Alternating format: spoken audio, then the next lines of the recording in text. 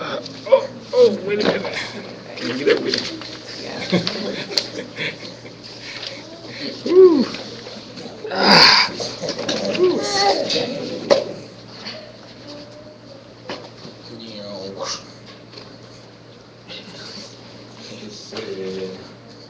We get now? Test of character. Test of character.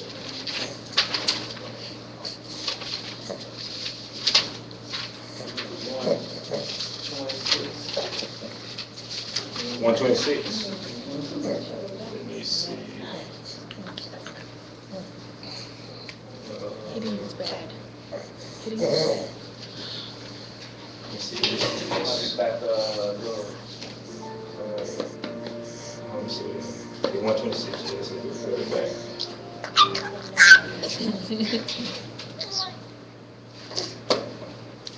Ooh.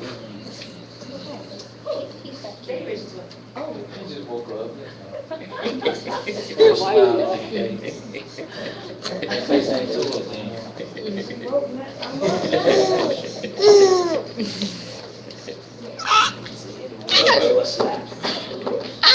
Stop it. Alright, so coming up right in the middle. Test of character. It's the next scene.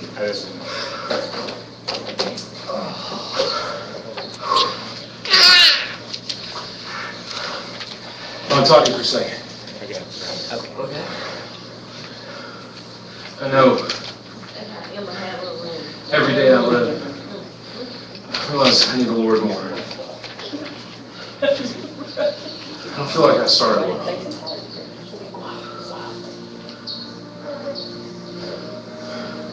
I want to finish well. What I want for you is that you seek the Lord, that you trust Him, even if it means you're standing alone. You got me? Yes, sir. Now, before I beat you to the corner, oh, you're not going to beat me to the corner. So let me get a breath. Okay. What is that? What? Oh, boy. Hey! You can do that!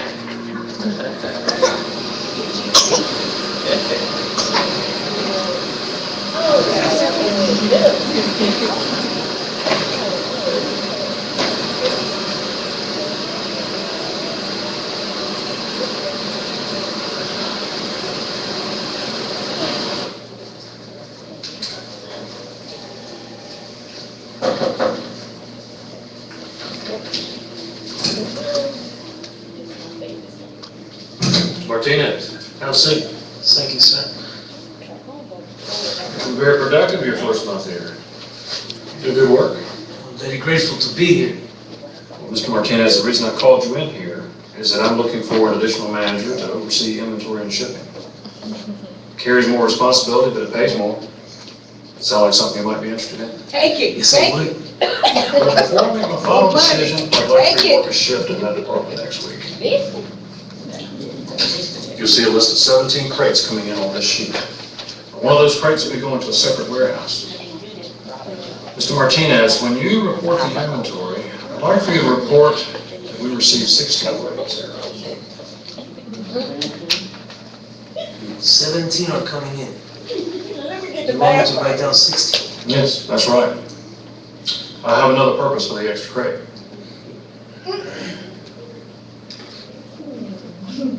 Take You are on my team, right? Because I really can't use people who aren't on my team. Tell you what, you think about it tonight, give me your answer in the morning. Make it 10 o'clock. But I need to know if you really want this job. Yes.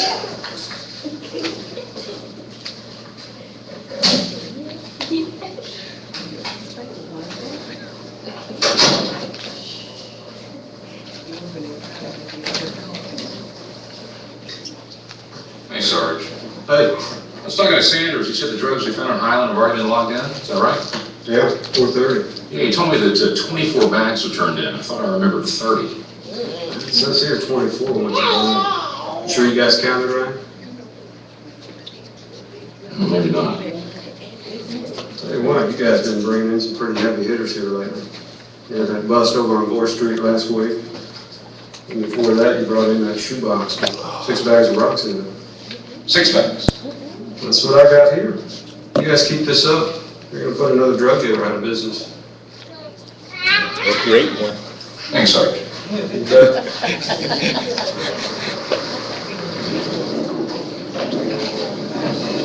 You coming? Yeah, just give me a second. You go get some. Oh, come on, man. Hey, Sergeant, give me a second. Yeah. I think I may have an issue. What's that? Next one's written off evidence. So, one of you guys.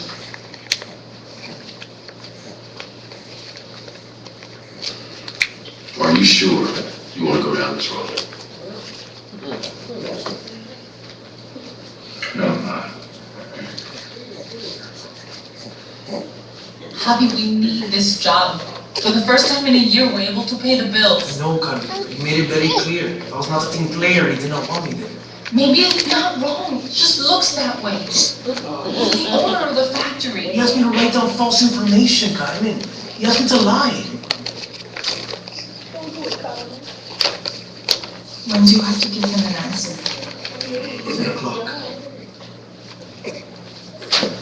Javi, if he lets you go, promise me that you will call me. If you don't, then I know everything is okay.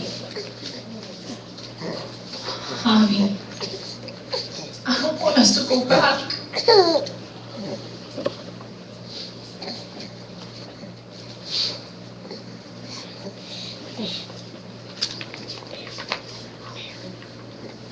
I hope you're wrong about this. I hope I'm wrong about this. What if you're not?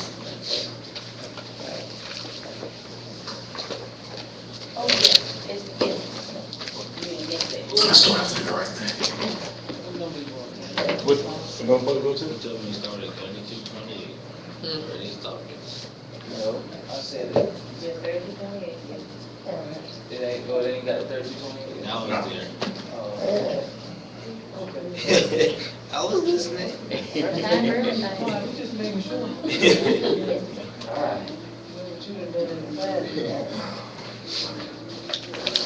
All right. Hey, man, before we even go into this, anybody got any comments about anything they've seen, or, you know what I'm saying, just anything that they want to just make a comment on that they saw in that scene? Anybody ever been in such situations like that where, you know what I'm saying, you had to make a choice whether or not to do right or wrong? Share with us. Come on. I had a situation when I worked for the company I worked with, or James and I met, but that the production manager wanted me to write false information for the Greenville show. And I was like, not doing that. And she ended up getting fired because she ended up lying about a whole series of different things. So, and, you know, thankfully I used to work in the Greenville location, and they were like, Jennifer, you know, make sure you cover yourself. You know, we know your ethics, but we're questioning hers. So that was good because you know, they didn't have to tell me that. But even before I found out, you know, they were like, just document every single thing, because if it came out, which it did, to cover yourself. They had a motto, if you don't write it down, it didn't happen. Pretty much. I've been in some a situation like that too. It was a while ago. I failed. I Fail, dropped on his face, tripped. But you know, it was more or less like a situation where, you know, so I was having to stand up for somebody, and something had happened at work, and you know, and I had saw it, and I went and reported it. And the people asked, they told me, they were saying, you know, this was when I first got there. They told me that, okay, you can go ahead with this, but then you gotta be ready to be blackballed in the process. And so, you know, I thought about it for a little while, and so I pretty much just let it go. I didn't really proceed with it anymore. You know what I'm saying? Because, you know, so they were saying, well, you could be blackballed. But then later on, I ended up being blackballed basically because of, you know what I'm saying, who I was and what I believed anyway. So I should have went ahead and went through with it anyway. So, you know, that's yeah. Yeah. And I can almost guarantee if it come up again, I'm going through with it this time. Regardless, you know, we going through with it. Amen? Amen.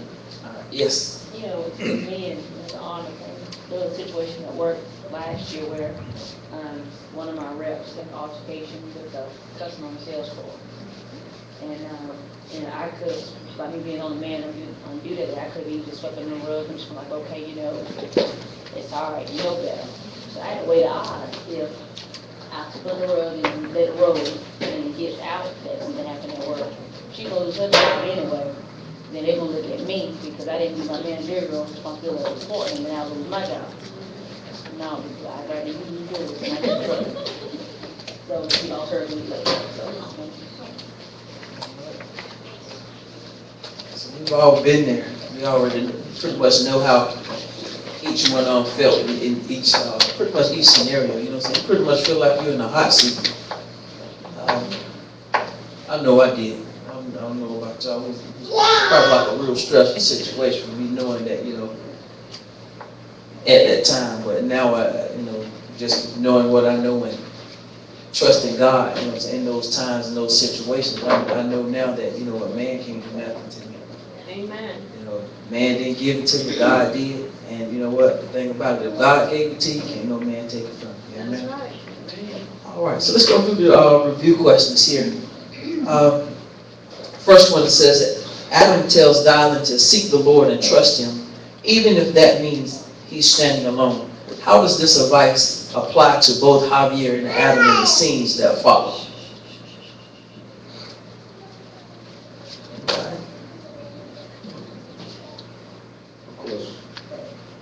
Yeah. Doing this is trust Him, and basically saying, in every decision that you make, you should come to God first before you do anything. And he was pretty much setting the stage right then because, of course, they ran into that situation. But it's like, okay, when it all weighs down to it, it's better to stand alone and know that you made the right choices. Because I'm going to tell you, those was kind of extreme. They happened, but they were extreme. Yeah. And see, when we look at the extreme things, we can be like, okay, well, nah, I wouldn't do that. That's too much. You can go to jail and all kinds of stuff, whatever the case But be. you know what, that happens a lot. And do. I'm seeing it more now than I've ever seen it, you know what I'm saying, in my life. Because it's all about the bottom line. Especially when you're in the industry, it's like bottom line. That's like everybody trying to be the top manager, supervisor, and all the other stuff, whatever the case may be. But again, those that are trying to do what they're supposed to be doing, a lot of those extreme cases, they might make the right choice. It's those small ones that really get you. The ones that you think, oh, ain't nobody gonna never figure it out, ain't nobody gonna never know, whatever the case be. Like, I can go ahead and do it, and, you know, it'll be cool. You know, because it ain't that bad. You know, I ain't doing nothing that bad. But Especially when they're allowing you to fill out your own time sheet and turn it in. all kinds of stuff. Well, I'm like, it's like, hey, you know, everybody doing it. Which, again, but he told his son, like, which he realized, and which he was setting the stage for himself, like, even sometimes you might have to stand alone. That's right. That means that the ones that you think close to you, or whatever the case may be, they might not even understand. Just like his boss, like, are you sure? And I mean, you thinking that they're in the same type of position as far as, you know, upholding the law and all kinds of stuff. And he gonna say because they got a fraternity within the service, you know, it's like, are you sure you want to have all your folks turn on you because you being a, like the kids say in school today, a snitch? I'm like, they be getting me so mad with it. I'm like, snitch? Like, y'all talking about somebody, like, if it's gonna be the case of right or wrong, yeah, there ain't nothing to you like that. Don't lie for somebody just because you don't want to be a snitch. I'm like, but yeah. And the bad part about that is, you know, I'm saying, when they go around hollering, I don't want to be now snitch, I don't want to be now snitch. How do you think I found out? Because your friend told me. Somebody told it. That's true. It says, how does this, you know what I'm saying, does the advice apply?